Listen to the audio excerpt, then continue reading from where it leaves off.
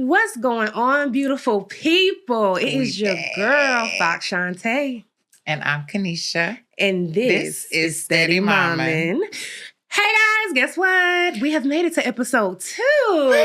I'm so ready. Are you ready? Yes. Ladies, we have an amazing show for you today, okay? We are going to be taking a lovely deep dive into ourselves, and we are going back. We're taking it back to childhood trauma, okay? Today's topic is how childhood trauma shapes who we become. Yes.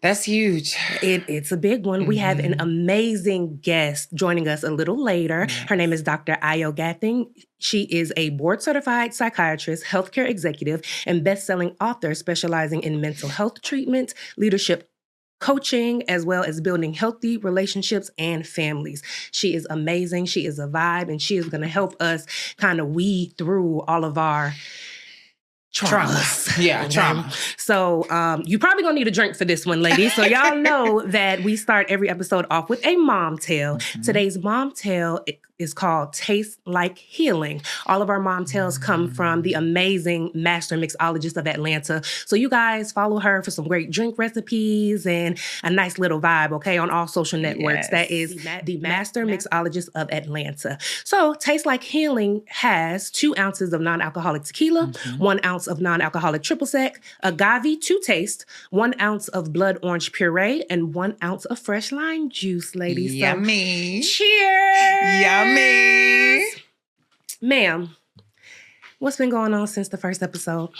A lot. Period. As you know, my life is full. But, I'm ready for my vent. Let me get my timer. Go ahead and get your timer, and I'm going to promise not to go past the 30 seconds. 30-second vent session. Okay, hold on. Okay, I got you. All right, girl. So my vent is, I'm so tired of my kids asking me, what are we going to eat? Oh, girl. What are we going to eat? That is a question that just drives me crazy. I'm tired of it. How do you not know what you want to eat? If I say, okay, you want burgers? No. You want spaghetti? No. Okay, so I don't know either. I'm tired. Girl. I love that vent so much because I struggle with the exact same thing. I promise prior to having a family, eating was not an issue, okay? But every day, multiple times a day, trying to figure out what I'm going to eat, you going to eat, he going to eat, we going to eat. It's a lot. It's a lot of eating going on. It wear me thin. I wonder, what can we do to kind of like make meals just something that we don't have to think about? I actually tried something. It was the Trello board, and I had... Love Trello. Yeah, I love Trello. And I had a menu, kind of like when you go to a restaurant. And even that, like I had it all built out. They were going to it, still couldn't figure out what they wanted to eat. And I think, because you have multiple children, so I know you have days where this one want to eat this one want to eat. It's true. Are you the type of mom that like fixes everybody different meals, or do you just cook one and eat adult? You all gonna sit your ass down, and you gonna eat. That's how I am. That's it. Let me tell you something. So my daughter is autistic. Y'all know that. She is a very picky eater, okay? Yeah. And she's not verbal all the way yet, so she can't necessarily tell me when she wants to eat. This baby gets a smorgasbord of things every day. Just here. So you got some chicken nuggets, you got some pizza rolls, you got some rice. She loves rice. Edamame. There you go. I love edamame. It's really good. She loves it. She is a little edamame bean. You should eat it every day. That and some rice. That's what she got for lunch, as a matter of fact. Some edamame and some rice. That's cute. Oh, gosh. Okay, my vent. Let's see. Let's hear it.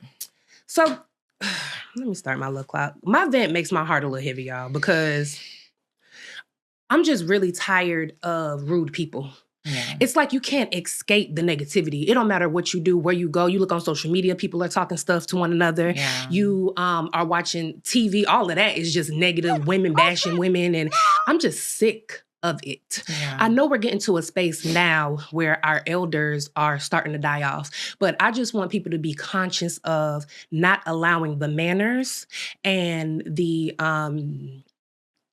just the care and the love that they instilled in us to die off with them.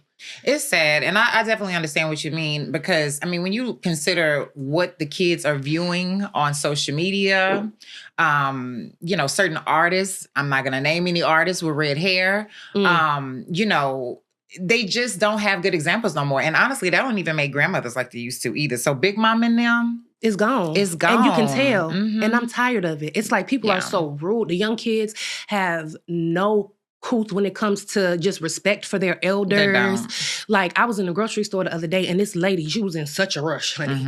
Okay? And she damn near knocked this old man down and didn't even bother to say, excuse me. Like, I kind of grabbed him like, you okay? Yeah. That pissed me off. There's no standards no more. There's no integrity. There's no principles. People are just living in a world, a Twilight Zone, really. But honestly, I think with people in general, we just got a lot going on. We do. Hustle and bustle, trying to make ends meet, taking care of kids. But still, we can't allow what we are going through personally to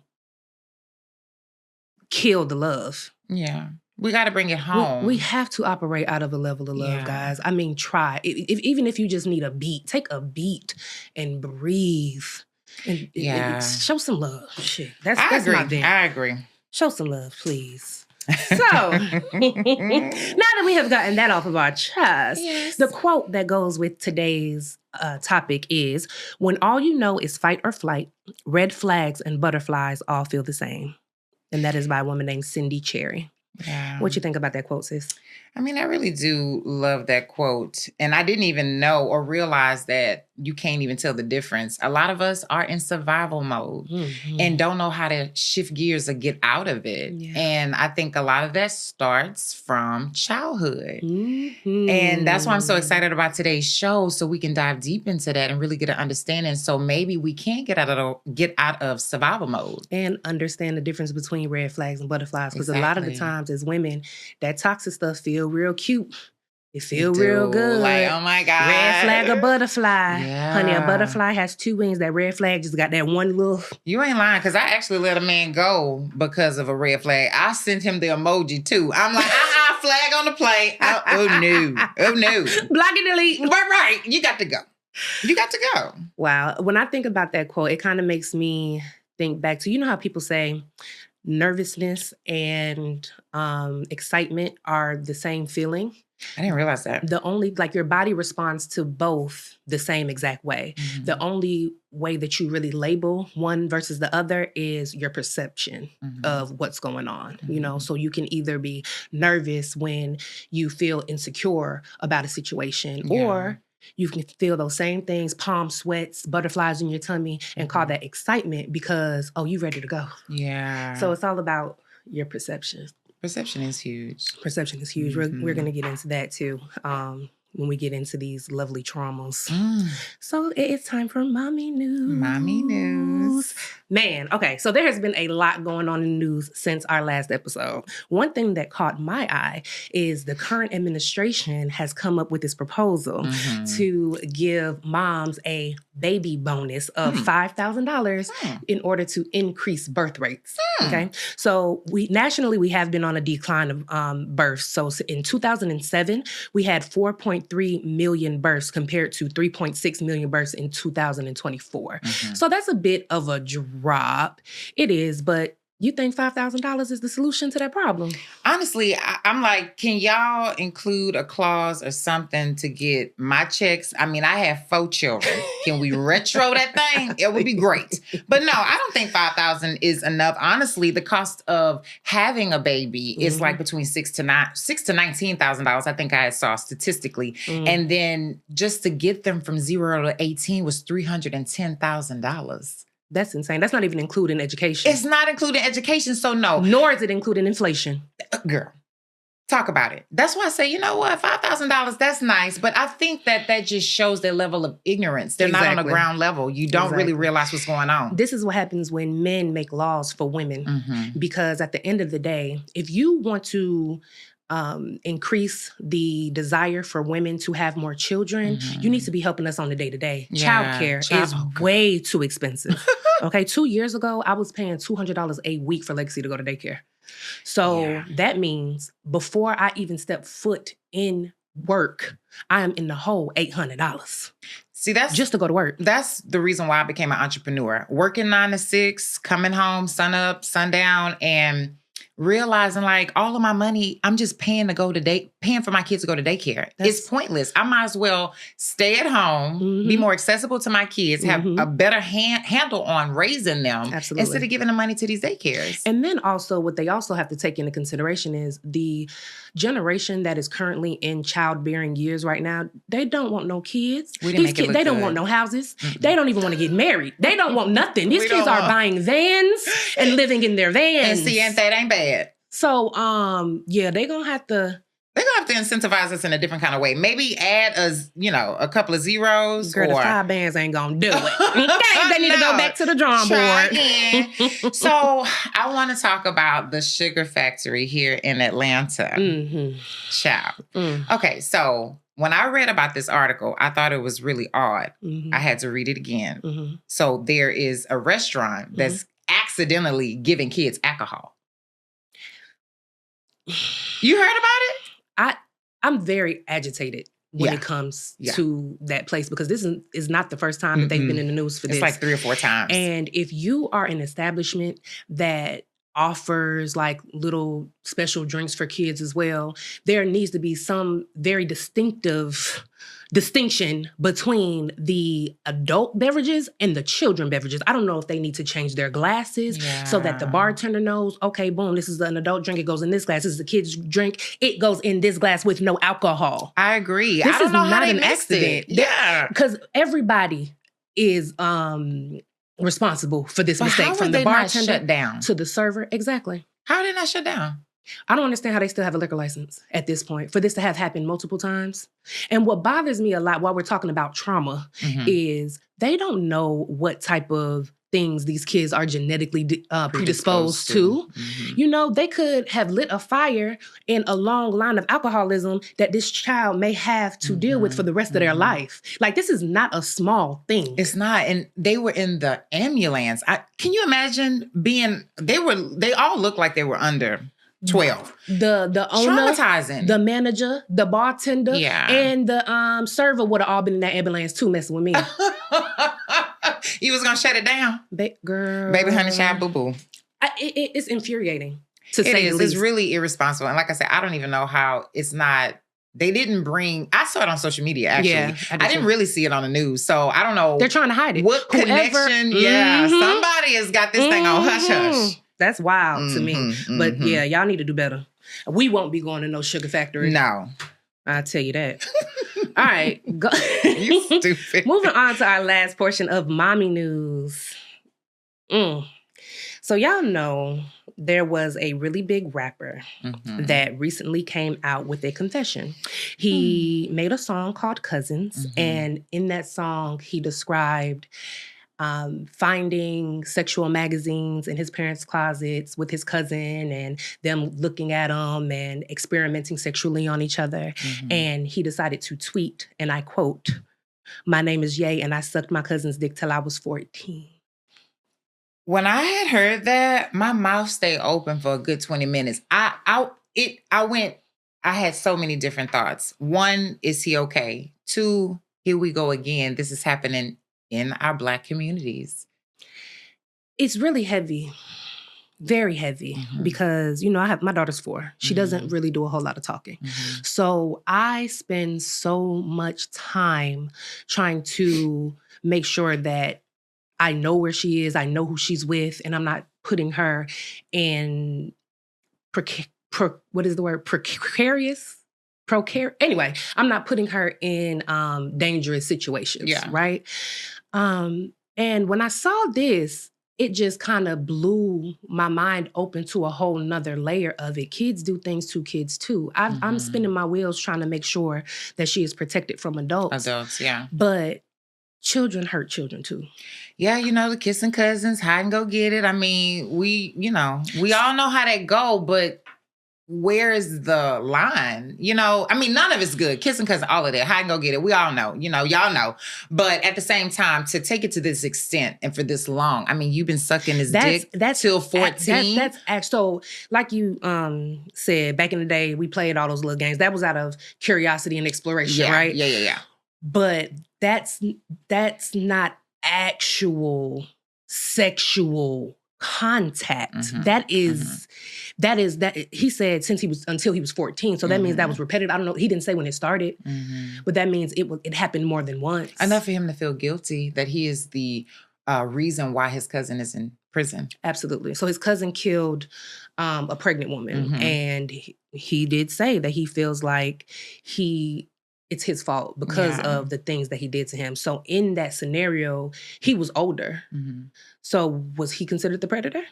How does that work? I would say so. Well, we're going to revisit this when we bring the good old circle doctor on. Yes! It is about that time, guys. Mommy Chat is going to be different today because we have an amazing guest. Yes. Dr. Ayo, we are ready for you. Yay. All righty, everybody. We have the pleasure of being graced with the beautiful presence of Dr. Ayo. Thanks for having me. Thank you so much for coming. We are course. so looking forward to you helping us sort through some childhood traumas and things, give some good definitions and all that good stuff. I'm so ready too. Yes. It's gonna be good. It's gonna be good. So tell me more about yourself, Dr. Ayo. Yes, I mean, she did my bio earlier. That was amazing. Yes. But what that didn't add is I am a wife and a mom of two. Yes. They are 12 months and 9 days apart. So you go, girl. You know, yeah. Oh, you did that. Was that. a busy 2 years, Yeah. right? 2 boys, boy energy. Yes, boy Yes. mom. They're The rambunctious. boy mom. They're I rambunctious. love being a boy mom. Sorry, Yes. ladies. I love my, but boy mom. But a psychiatrist. I treat adolescents mostly in juvenile detention for my clinical practice. And then I have executive roles. So Nice. that's a little bit about me. Amazing. So we got a professional, y'all. Yes. Okay. For real. Yes. Okay. You are quite a dynamic mom, okay? Because they were 2 under 2. 2 under you know, 2. and then you were still wifing You and know. steady momming. You know, I Mommy. heard the food story. That is my nightly life. Okay. Yeah. Oh. Yes. So tell us a little more about your journey into motherhood. Yeah. Yeah. So how did you end up with 2 under 2, girl? That's so interesting you asked that. So I was an older mom. I got married at 34. Okay. I lived. Go, girl. Hey, smart. You should. Smart. So we immediately started trying, Okay. and it took us a while. It took us a few years. And I went through that infertility testing and the journey and peeing on the sticks and all the things and all the fears of inadequacy and, those things that surround just really wanting to become a mom and not knowing if it's going to be possible. Yeah. When I tell you the minute I handed my journey over to God, I got pregnant with the first one. I know, that's right. Right? It was so weird. I was like, well, maybe this isn't our journey. You know, let God do what he do. Boom, first one. So I thought, oh, here we go. This is my first one. Right. We bought up all the things, did all the thing. Boom. You go. He was number 5 2. months. I was like, oh, number 2. Can we close those floodgates a little bit? Hey. Be This is careful not what you pray Pringles. for. Right. Yeah. So, steady mom. And that journey begins even before you physically deliver that child or if you adopt that child, however that child or, those children or adolescents come into your life, that's a whole journey. But that might be another episode. Well, I just want to say congratulations to you and your family. Thank you. And good for you for Absolutely. continuing on a pretty tough journey. Yeah. And getting to the pot of gold That's on the right. other side. So you go, Shiny. girl. You go, girl. So, Dr. Ayo, what sparked your interest in psychology and what specifically drew you to focus on children? Oh, good question. So I was one of those kids. I was super nerdy, right? Like I love science. I love experiments, technology, all those things. Yeah. But I was too cool, right? Like I'm still cool. Yeah. But I really love those, scientific backgrounds, and they call it STEM now, STEAM. Yeah. And so they said, well, you have a really good personality. You're not too nerdy, and so doctoring and being a medical professional always felt a part of my journey. Yeah. And I thought I wanted to be a pediatrician, actually. So I always was interested in helping kids. And even as a kid, I was like, I wanted to help my friends and thought I'd help children. But later on in my journey, I realized it's that mental health, it's that emotional, it's that story, that family that I was interested in. Wow. Not snotty noses and, asthma, allergies. I respect it, but that just wasn't my path. Yeah. You go. Yeah, girl. Love it. Love it. So again, today's topic is breaking the cycle, how childhood trauma shapes our adulthood, our parenting, our overall lives. You know, I think that a lot of the times there are open wounds within us that many of us aren't even aware of. So the goal with this conversation is to kind of help you ladies recognize those wounds within yourself and understand how to heal them, number one, and then just work with them. They don't have to rule you. That's right. You can rule them. Exactly. So how do you define childhood trauma, and what are common examples? Yeah, that's a good question. And a lot of times, and we actually talked about this, people really think of trauma as like combat veteran, right? Or egregious rape in the street by a stranger, you know, but truly childhood trauma and what we now call adverse childhood experiences, and we'll get into that, are really serious and experiences or things that happen to you across your childhood that then lead to increased health outcomes later, increased impact on your mental health later. So it was kind of a look back, right? They didn't know what really was traumatic to children until they started following adults in this landmark study. Wow. Yeah, the CDC and Kaiser came together and were like, we're seeing people that have these health outcomes that are poor, and they're kind of having similar things that we're realizing happen to them. So they look back. And that's where adverse childhood experiences came from. In doing research for this show, that is the first thing that popped up. The adverse childhood research is an industry. You guys call it ACEs. That's right. That's right. And like you said, adverse childhood experiences refer to traumatic, stressful events that occur in childhood, potentially impacting physical, mental, and behavioral health later in life. That's right. So y'all know I love a good pop-up, okay? Ladies, watch this pop-up. Screenshot it, because I'm gonna need you to come back to it later. But it basically goes over the three types of ACEs and then what falls under those, right? So you have abuse, neglect, and household dysfunction. That's right. Is that about right? That's about right. And you did ask me some common examples. So I love that, you know, we're thinking about it from ACEs while we give the example, because again, there are different buckets and levels to this, right? So household dysfunction, some examples of that are divorce, right? Your parents divorce. And as a child, that is happening to you and you're a part of it, right? It's something you can't control. Right. A parent or a relative is incarcerated, right? So that abrupt absence or loss of a person.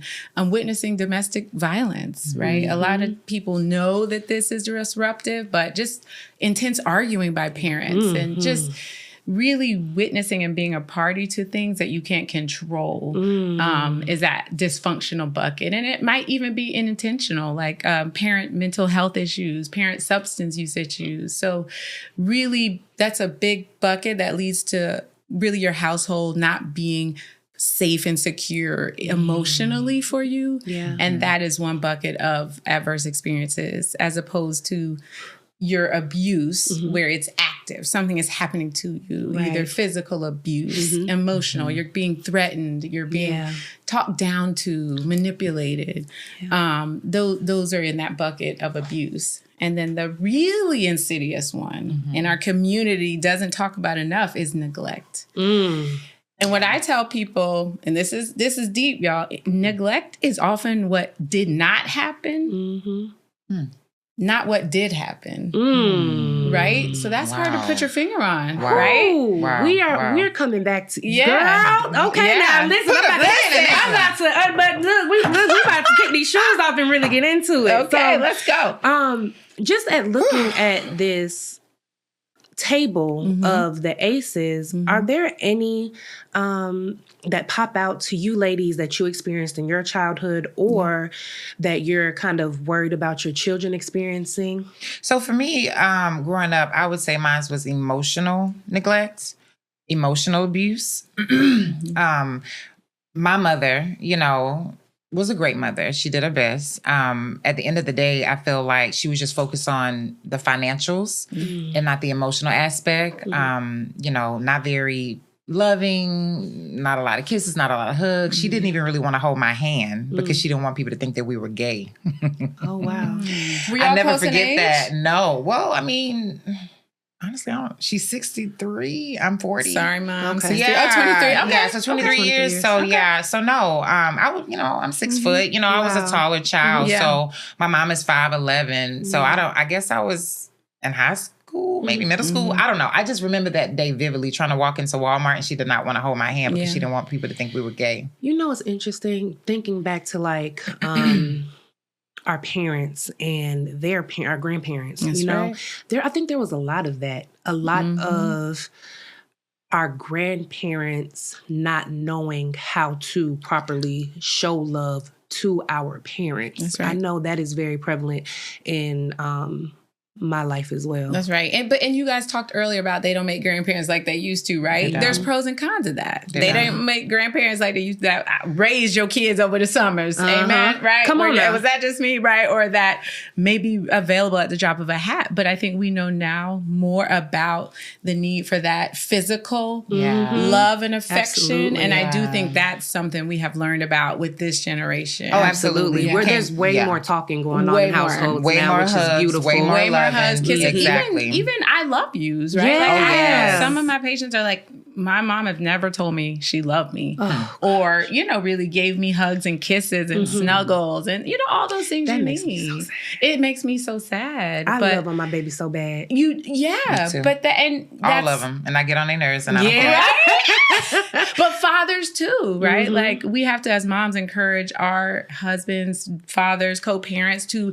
give our children healthy physical touch as fathers. Absolutely. Because you don't want them trying to Absolutely. get that touch for the first time from somewhere else. From another and man. that's one thing I can say about my ex. He was raised with a family that wasn't really verbal. They didn't do a lot of talking about problems and things like that.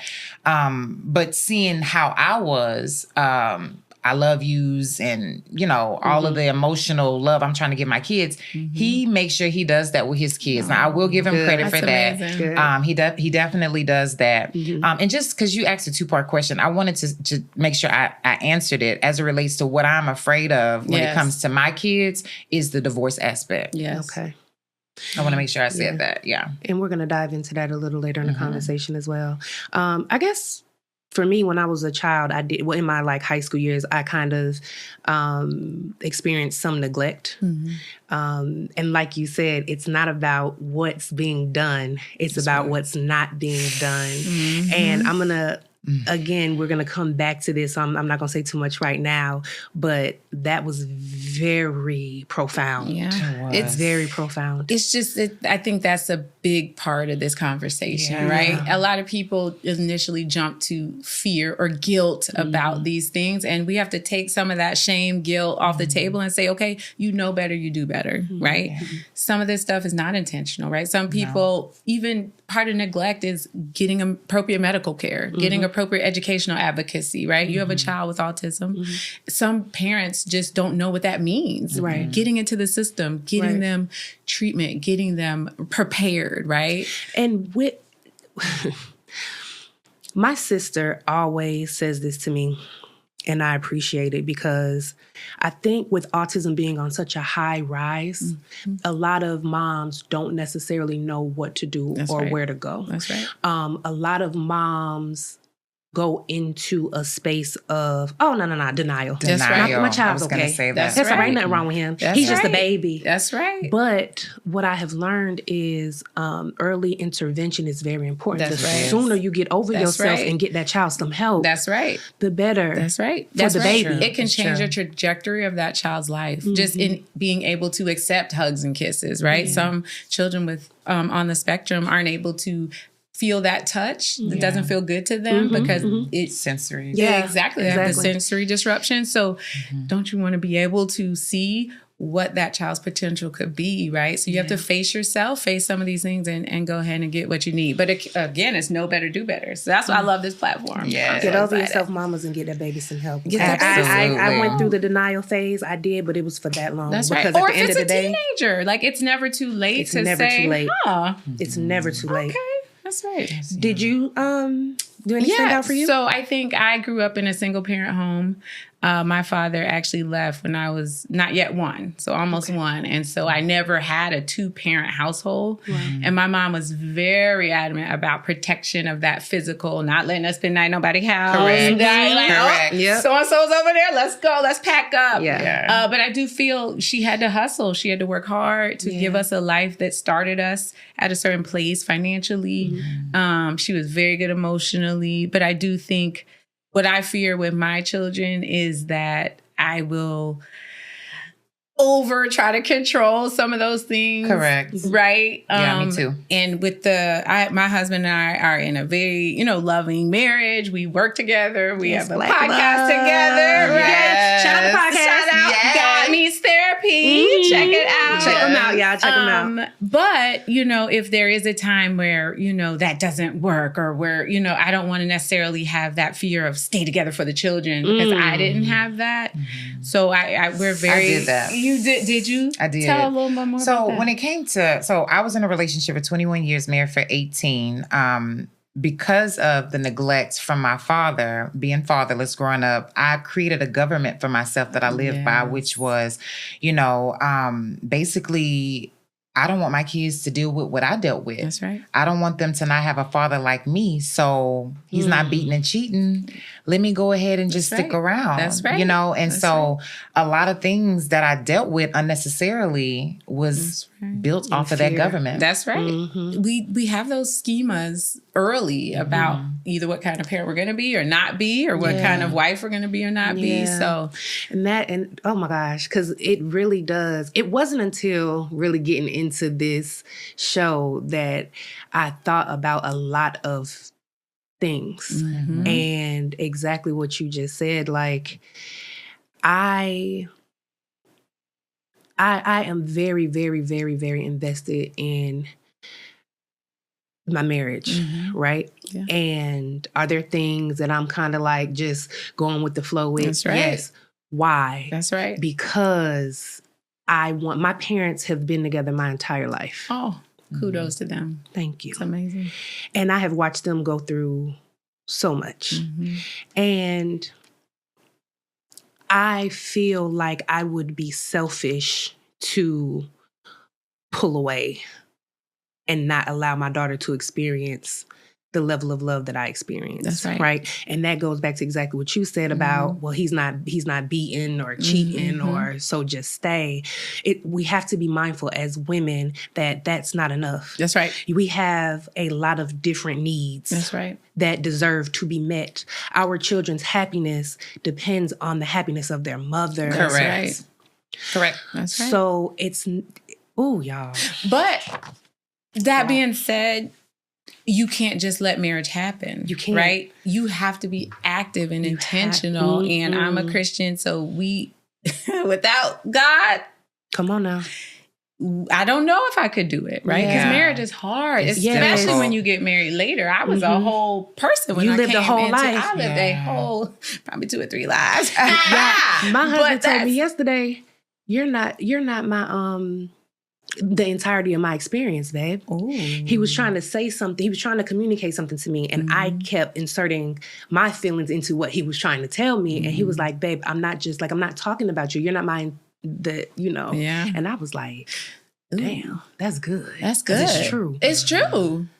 But it's also not, right? Like, there's still the attack. This unit is, so big. A part of what my life goals are to raise little healthy humans, right? And turn into big healthy humans. And so, like, we got to do this together, right? So pouring into your marriage, if you are married, pouring into your other caregivers, if that's your parents, your aunts, uncles, friends, like, have that village. I definitely agree with that. I was just, calling a good girlfriend of mine just to remind her episode 2 is dropping. And so I'm like, she was like, actually, my phone is about to probably go out because I'm getting ready to go to Cancun. I'm like, where you going? Cancun? Where you going? You bringing any kids? Just me and my husband. That's right. And when I got off Yes. the phone with her, immediately I was like, see, that's the part me and mine's missed. Yeah. We didn't really get to focus on each other because we were always trying to man the fort. That's right. That's trying to where we take are. care of the kids, trying to make sure everybody, got their needs met, but we never got to us. And that was just the unfortunate part that I will always regret. Yeah. Is that we never really got to focus on us truly. Yeah. When you just get going on the hamster wheel of life, That's right. you like Dr. Ayo said, you have to be intentional about pouring into That's right. Your one marriage. another. Yeah. That's right. Because that's important for the kids, Mhm. right? Why not? Prevention is always key, whether we're talking about, viruses or whether we're talking about chronic disease. The earlier you pour into something, prevention is the key. But a lot of us don't have real good examples. No. Right. Big That Mama and part. them staying together, staying in two separate rooms. Right. Nobody's really Right. teaching us how That's to right. really nurture a relationship. What That's does right. healthy look like? Yes, Because what does healthy being look like? together does not always That's equal not- healthy. That's No. And that's where couples therapy comes in. My husband and I have been doing couples therapy. We started premarital, and every now and then we'll go tune up if we're in busier times or spaces or just Yeah. feel like are we Yeah. need to check in. Yeah. Go figure out what healthy looks like from someone who could really navigate it. If you don't have those models or couples or who can do that, it's okay to go to couples therapy It for really is. It really prevention. is. Yeah. Wow, ladies. Okay, bringing it back to the lovely aces. That's right. There was one thing that kind of popped out on that for me, and it's physical abuse, right? Yes. So my question Mm-hmm. to you ladies is, do spankings cause trauma? Look, spare the rod and sport the child. You said you was Christian. What you think? For So me, go ahead. No, I you would just start. say You really start. quickly. For me, yes, spankings. I did do, but I've discovered in my 20 years of parenting that it really don't work. I don't know if it's my breed of children that's just hard-headed and got to learn on their own like their mama did, because I take the scenic route to success. I know that's right. That's right. Yeah, so no, spankings really don't work. Honestly, it just creates an opportunity for kids to lie. That's right. Because you're not really preventing them from really doing anything. They're just like, okay, let me figure out how not to get in trouble. Yeah. So this has been well studied in the field. So there's what we like to call a toolbox full of, right? You got a hammer, you got a saw, you got a this and that. Some people should look at spanking as a tool in the box if it is controlled, emotional, intentional, right? It's along a path or you're using in certain scenarios for a reason. Yeah. I agree with you. There are so many other things that work better depending on the situation, right? Positive reinforcement, right? Even now with all these screens, taking away a tablet, child, they pass out way harder than Girl. way harder than I did when I got just beat me, girl. Give me the tablet, man. Give me that tablet, honey. Like, I am fiending. Okay, so now I think we just know more about emotions and physical touch and appropriate touch. And I do think, I'm not saying you're wrong if you spank, but it should just be a part of a toolbox and you need to be controlled. You're not mad, getting angry, so now I'm hitting you. Right. Like, that is physical abuse, Yeah. right? That is using physical to cause a repair, that's not going to happen based on that. But if you're using it in a way that's like, hey, my mom used to call it the speech. I'm just doing this because I love you. Right. Yeah. Right. You've got to have some consequence. And here it is. And it was educated, right? It was, I always laugh like, I felt like an after school special. And I always thought the spanking wasn't going to come. I just thought it wasn't going to come. I'm like, oh, this is where, but she's like, now let's go. Right. So I think it was that, right? She was very intentional. We had a conversation after we had repair. She loved on me physically. Like, we had hugs, But if you're not prepared to do all that, then you really should look at some of those other tools. That's so amazing. I like what you're saying when it relates to where you're at. You got to check yourself. That's 'cause right. I honestly, being a young mom, starting out at 19, my mom would always be like, you better catch it. Yes, You better whoop up such and such because, you better catch it early. And, being young, socially and economically, we weren't at our best. That's right. So I found myself projecting a lot of my anger onto my child. And it was so unfortunate. I actually had to, apologize to my daughter and making sure she understands that I'm accountable. I realized that those things weren't right. But it's just crazy. You have to really check yourself and sometimes take a beat and do it the next day if you need to. Absolutely. Whenever you're ready, right? Yeah. Like, lessons can be learned. Yeah. Right? And kids aren't very temporal depending on their age anyway. way, right? Like, that was during school at 9 a.m. Yeah. It's now 5, right? So it's a whole new world. it's a whole new world for them. You mean to tell me I gotta get a whooping now? I gotta get a whooping out. No, mama. That don't even make no sense, mama. You need a whooping. So I think that is the best answer to check yourself. Check your emotions, check your intentions. Where is this coming from? That's right. It cannot come from a place of anger. I think once it comes from a place of anger, you've crossed the line. And Or you need fear. Fear that you gotta stop it now, right? Like, oh, girl. Right? My whole life is built out of living out of fear. And my mama fear beat me. Listen. I'm sorry, mama. I got to tell this story. Sorry, This mama. lady Sorry, mama. beat me. Speaking of out of fear, because when I was younger, there was like this really busy road, right? And my next door neighbor had a little sister that went to the daycare that was across that road. So I'm like, whatever, I'll go with you. I go with her. Apparently my mom was looking for me. She couldn't find me. She was scared. Once I popped up, that lady said, "Come here." She grabbed the switch off the tree, took me in the house. She beat me 3 times. That's right. But guess what? Yes. Guess what? Because I was out of fear. Her fear was trying to teach you how scared to be of disappearing and going off, and that you can't trust everyone without your parents' presence. So I understand the lesson she was trying to teach, right? Yeah. So Did it work? I ain't gonna ask what that girl. Did it work? I ain't gonna know what I ain't cross that street. No. That's right. Hey.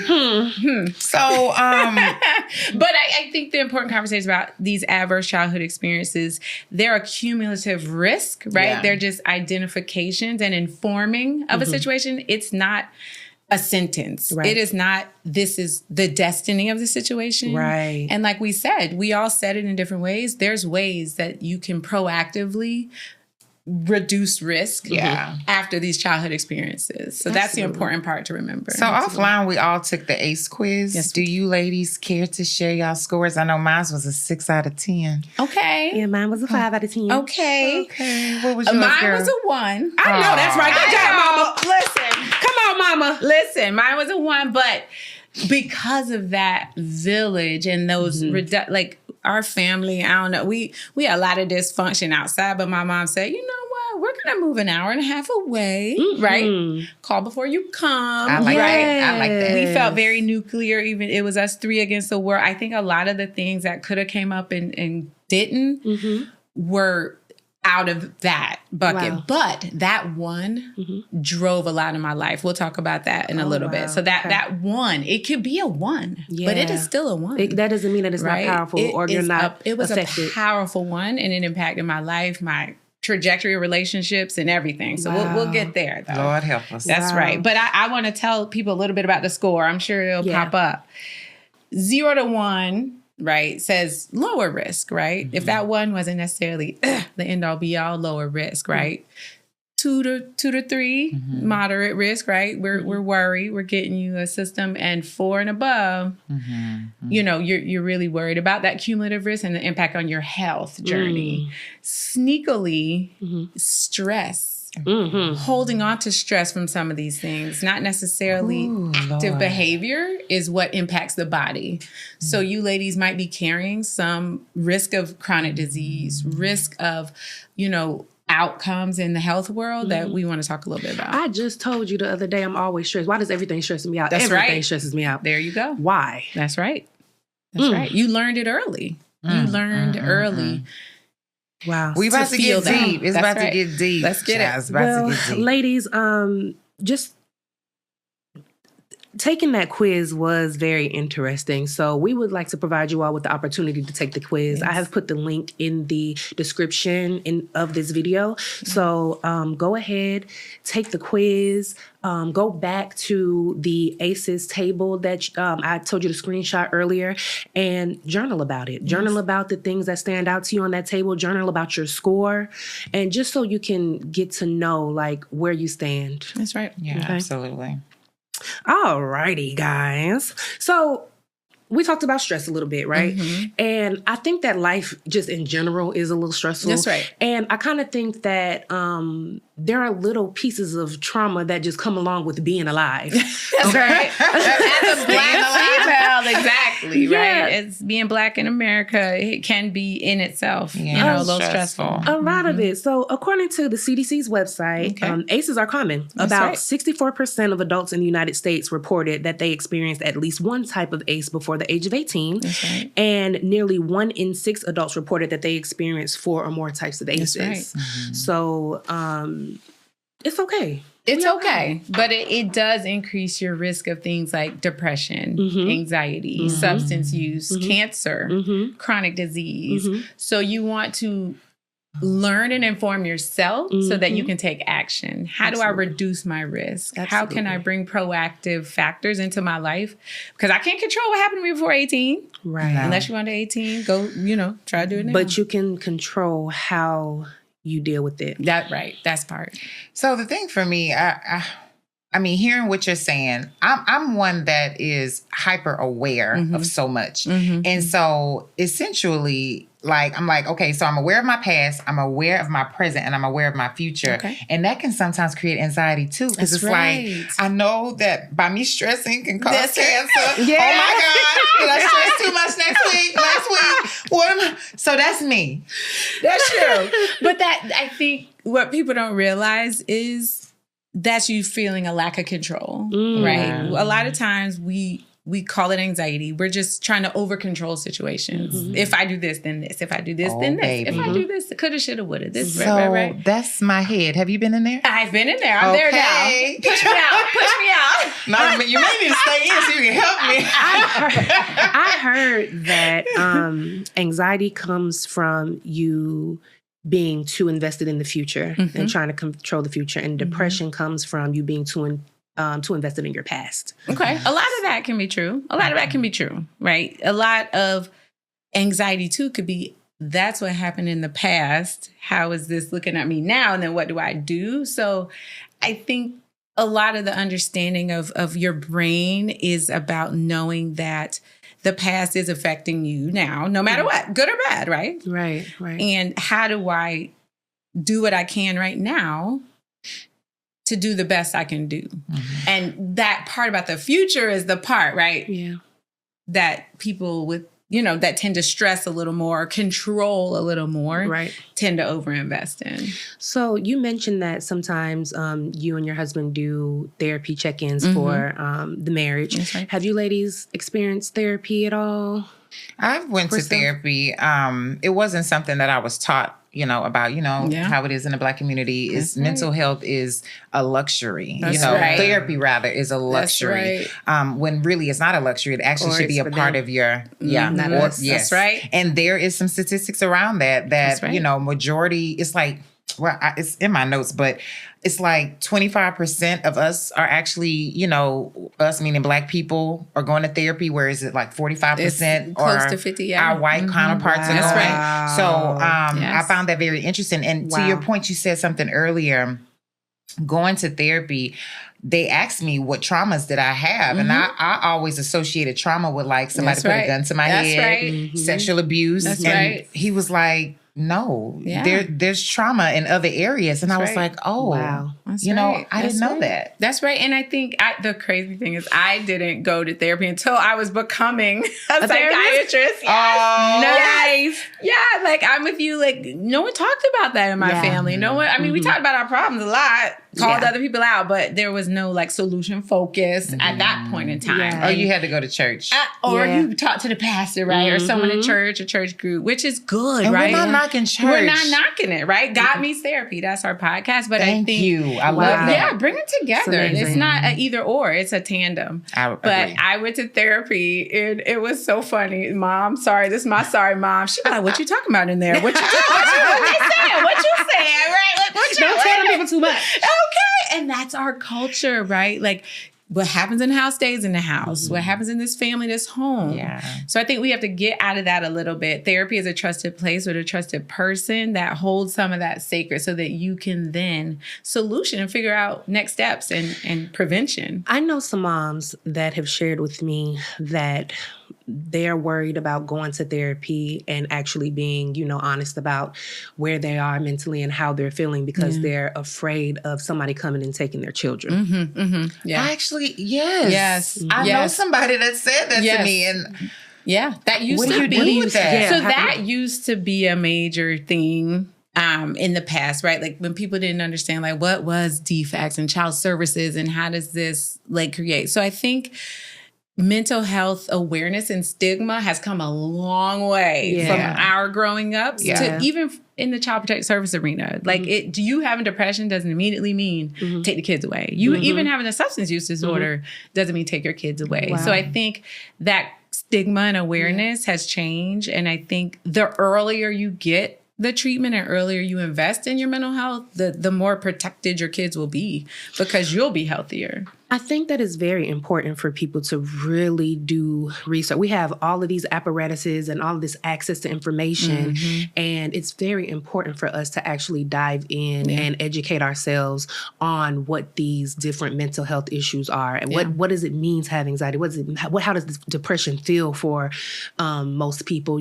Because I think that we have gotten in a space where these are now buzzwords. That's right. I got anxiety. Oh, I'm depressed. You ain't depressed. Get your ass up and go work out somewhere. I don't, you're not, so it's like, it's very important for us to really dive deep and educate ourselves on these things. Like if you're feeling something, look it up. If you're not sure, go talk to somebody. There's no harm in it. It is true. So for me, I've never been a person that dealt with depression, right?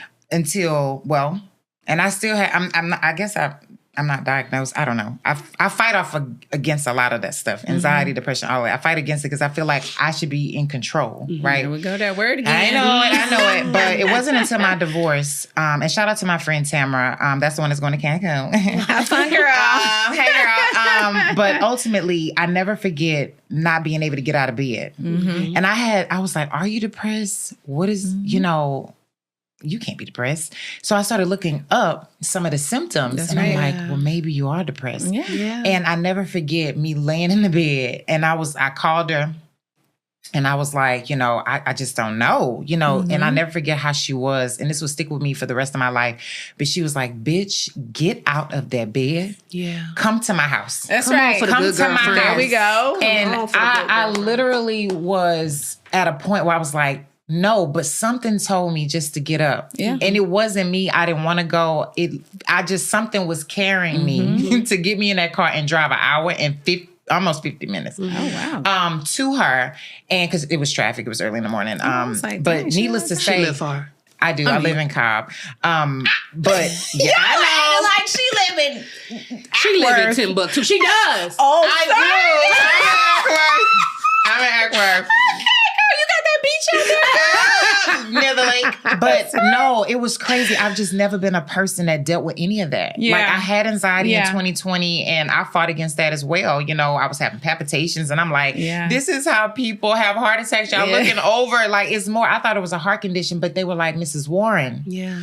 You're having anxiety. That's right. I actually have suffered with both anxiety and depression to the point of being like medicated. And I go back and forth a lot about, like you said, I should be able to control this. Like maybe let me change some of the things that I'm doing, switch up some of my environments to help help elevate my mood and my mental health, But we have to understand that whole pull yourself up by your bootstraps, do it yourself. That's trauma. That's trauma. Yeah. That is coming from a place of trauma. That is a survival mode. I've got to do it myself. I can't do this until this. Like, why can't you pick yourself up, go work out, and be on medication? Why can't you see a therapist, have good girlfriends? We have to have a plan around our health, a plan around our wealth. Okay. So here's the thing I want to say. When it relates to medicine, I am a little bit against that. Okay. So tap me on the hand if you need to. Okay. I just feel like we need to always get to the core of the pain. That's right. You know, because a lot of the things that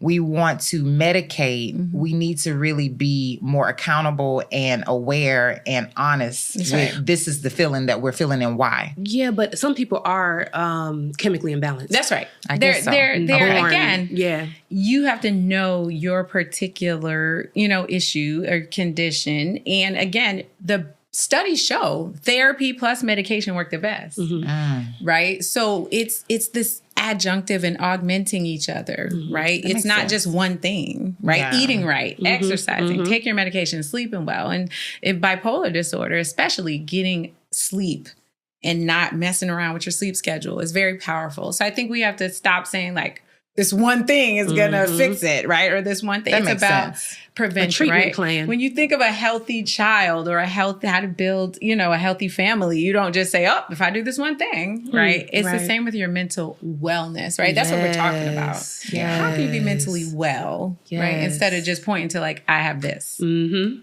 It's a spectrum. That's understandable. But, I understand not trying medications first is always what I do, especially working with young people. If we could do parent training, if we could do diet, oh my God, we could do a whole episode on preservatives and sugar. Oh, no, seriously. Lord. And the red dyes. The red dyes and the blue dyes. And Yes. how is that just becoming illegal or whatever? So I think that's all together as an adult as well. So we have to think about that. Adding mental health to your overall check-ins. That's right. We go to the doctor for a checkup. We That's check right. on our Cuda Pop. Every That's however many right. times they tell us to, we need to check on our heads. That's right. As I well as love our heart. how you name it, Cootie Pop. I love the Cuda Pop. It just sounds like I love somebody's Cuda Pop. supposed to lick.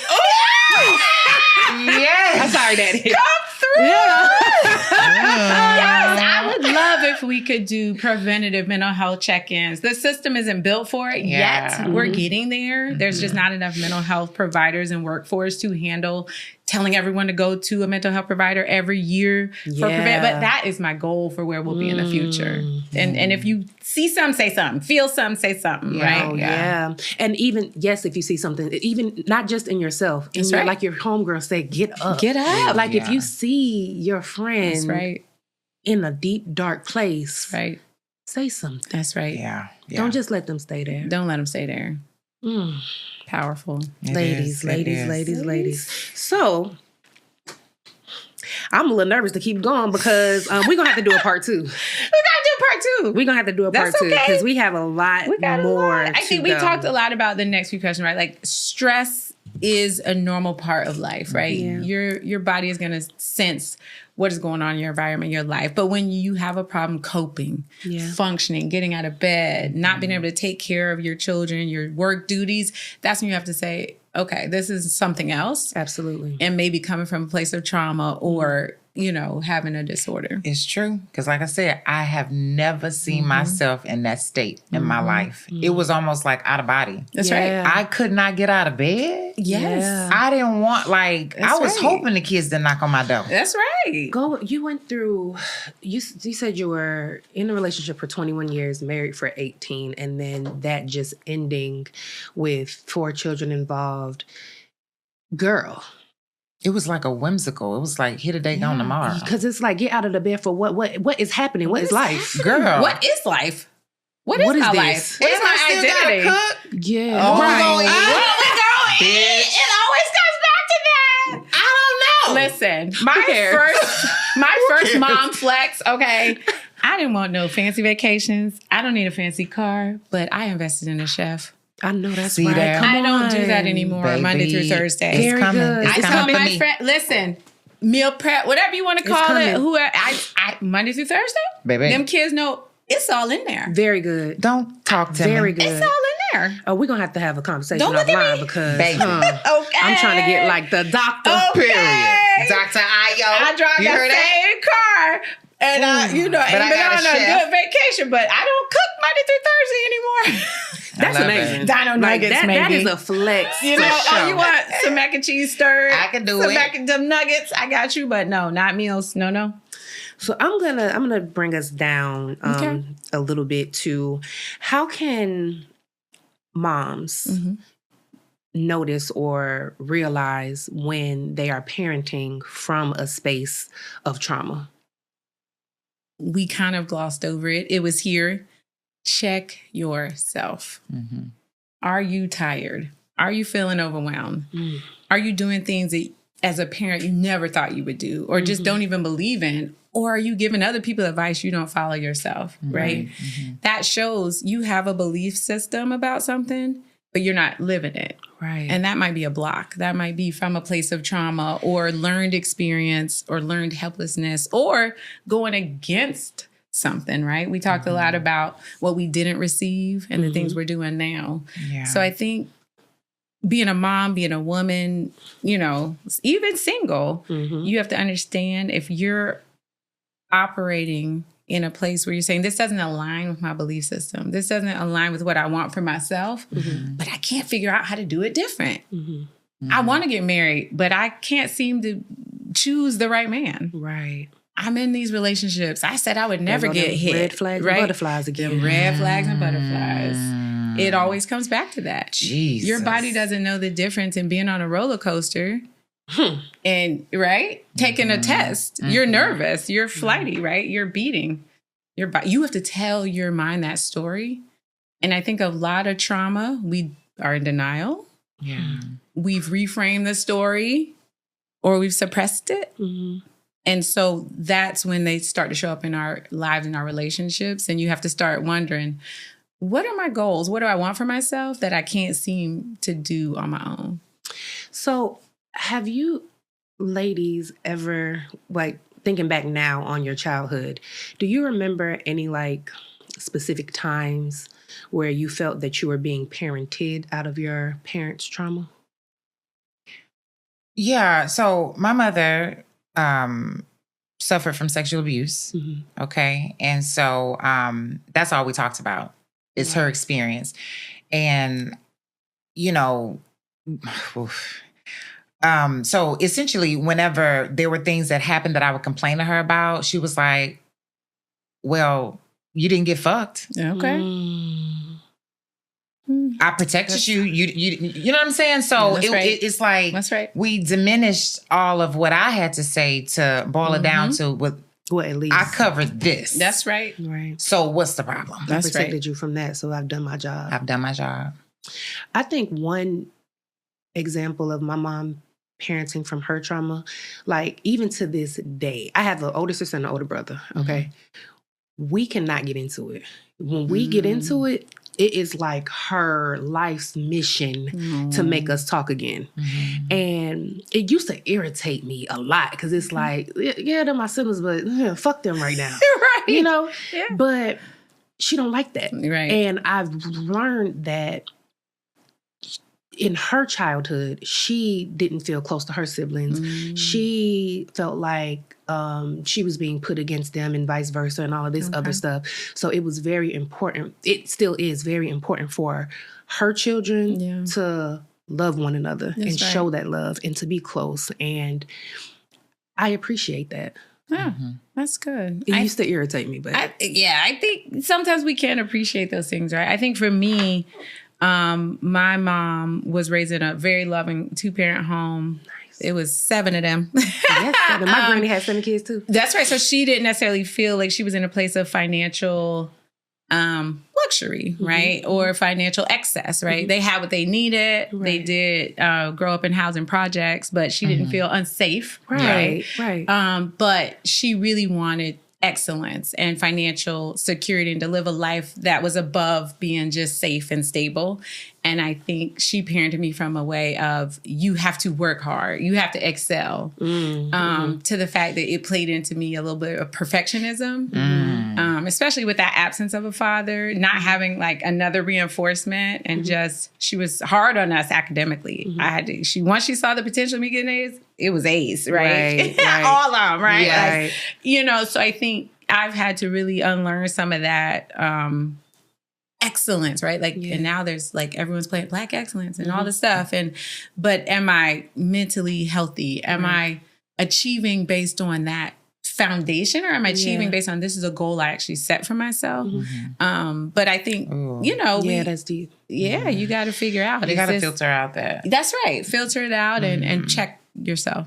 You hinted earlier at your one big ace. Before we close out, would you like to That's share? right. Yeah, so that my father not being in the home, and he was of African descent. So I'm true African American. Yes, I know that's right. 50, Hey, 50, I'm a part 50. of the motherland, baby. 50-50. And I am Jamaican. Jamaican. And so I didn't look like my mother. I looked like my father. Wow. And my sister looked like my mother, skin tone wise.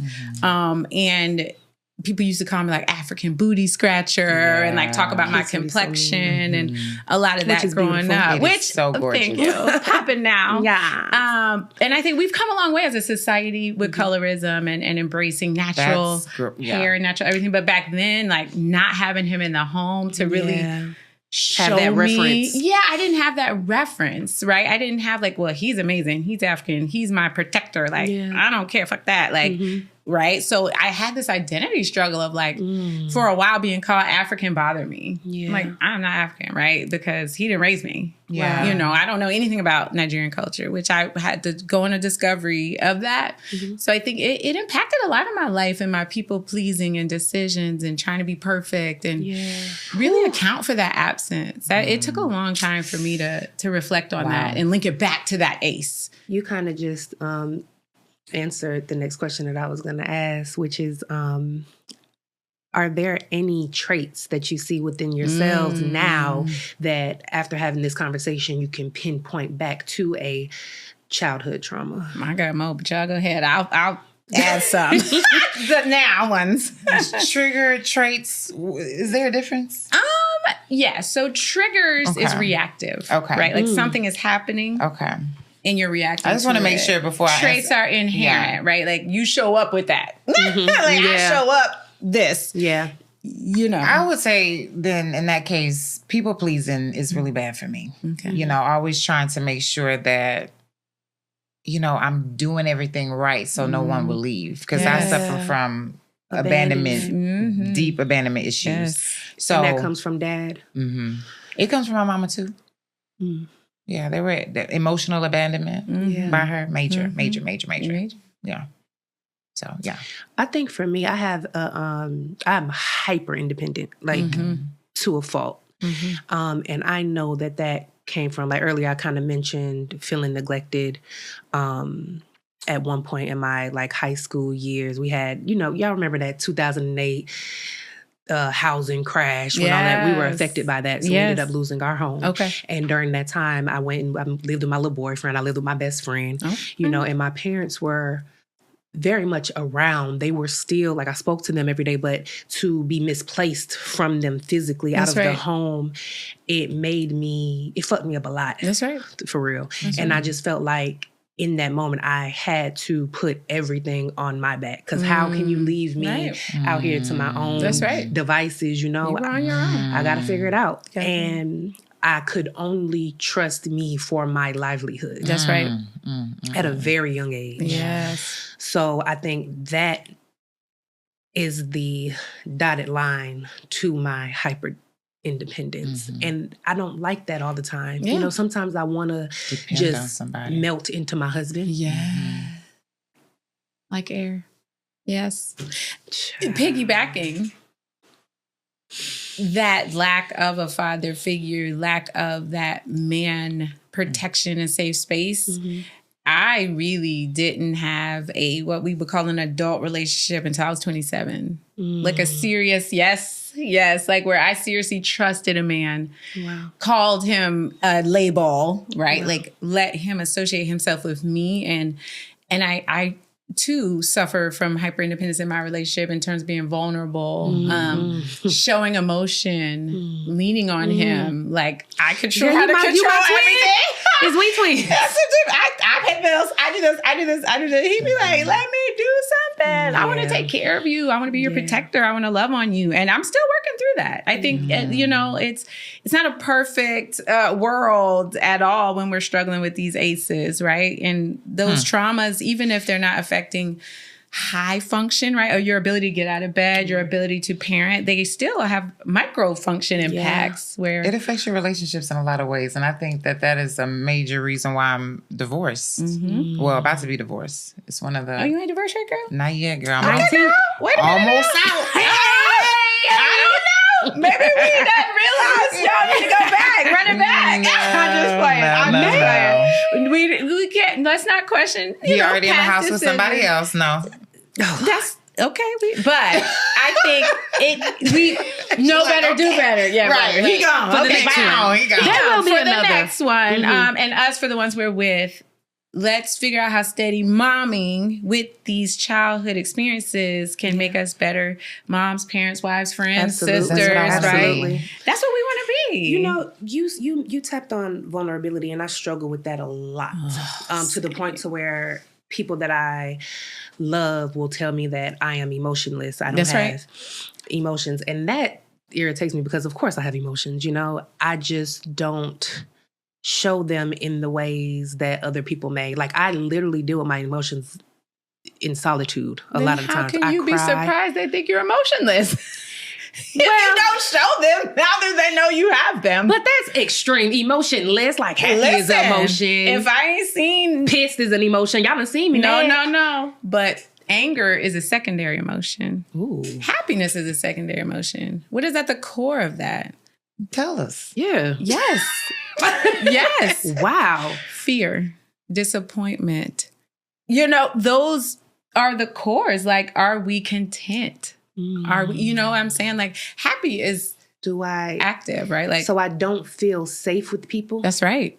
You do. My best friend didn't see me cry until we were well into our 20s, and we had lived together since when we were 17. And she was like, "Bitch, what is happening? I did not knew you cried." Do you ever feel bad when you're having an emotional conversation with somebody that you love and they're crying, and normal people would cry too, but it's like, I'm here with you. That's I feel you. I love you, but that don't mean that I have to cry. I overly explain what I'm feeling sometimes until I can show it in my body. Okay. Right? There's a book called The Body Keeps the Score. It's about trauma and the impacts of trauma, how we hold a lot of that in our body and in our, stress.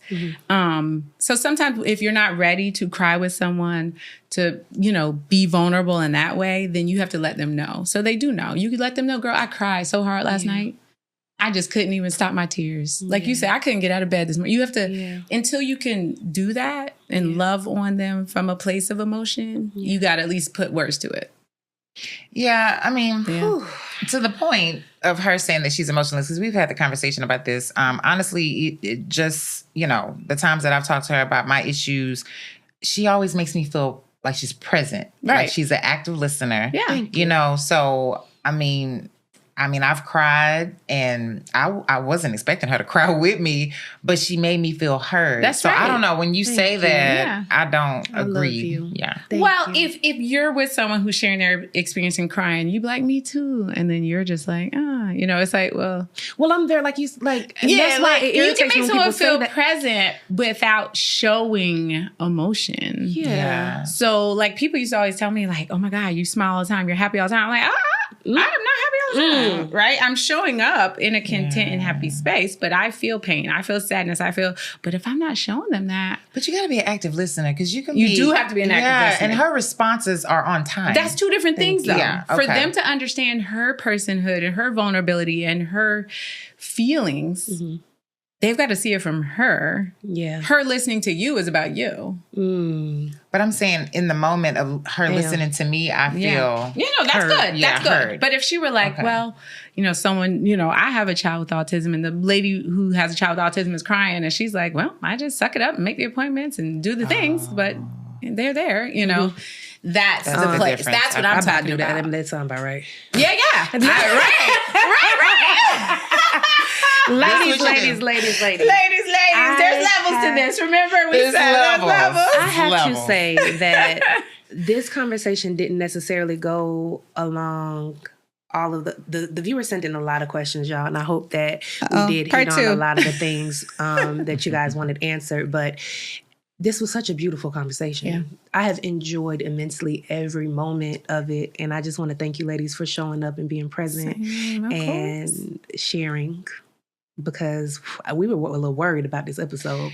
Yeah. In going through our preparations, we got to some spaces. That's good. Yeah. I cried That's good. twice. That's good. And I was like, where am I? What is going on? Like, why is this evoking so much? And like she said, we didn't get to go with the full line of, I hope it's a part 2. Yes. But yeah, it did. It evoked a lot of emotions. Yeah, but sometimes before you can, put on a show like this and really be there for others and have an informed conversation, you've got to face some stuff on your own and where you're at, because you were very intentional about how you showed up in this conversation. And that was probably because of what happened pre-work, right? Yeah. So that I knew we weren't going to get through all 1,000,002 questions. Yeah, we had a lot of those, y'all. We was trying to get Part 2, we were trying. But what we could do is have them, we could send in some questions and have like a check-in, or we can do a live or something. Do something to follow up, because this is major and you don't want to rush through it. So ladies, thank you so very much for watching episode 2. I hope that our intention with this specific topic in episode was to highlight the fact that you may have open wounds, and we wanted to give you some tools and some understanding on how to guide yourself through that healing, and in hopes of being able to get to a space of wellness. That's right. Absolutely. I think we hit on a lot of important things. So I think we've at least talked about insight and checking in and using your resources, whether it be your village, your support system, therapist, and really just being honest with yourself. That's where all of this starts. That starts with self. So y'all know the Facebook group is Steady Mommin. So join our Facebook group. In our Facebook group, we have journal prompts to help you continue in your work to finding, you. Yeah. That's where it's at. That's where it's at. Yes. Well, ladies, that was episode 2. That was it. Keep grinding. Keep thriving. And keep shining. Okay. How can the people find you, Dr. Ayo? Yes, I'm at Ayo Gathing MD, and at God Meets Therapy is the podcast. Check us out. I can't wait to watch God Meets Therapy. I'm excited about that. I feel like that is like dope. My husband and I want to do something together, but that man don't got no time. Oh, God. Maybe we can have y'all on and warm him up. We can bring y'all on, warm him up. He ain't got no time. Okay. Well, next lifetime. Right. Come on, Erica Badu. Okay. Thanks for having me. Absolutely. Thank you for being here. Beautiful. Don't be surprised if y'all see her again. We like her. Oh, absolutely. Round 2.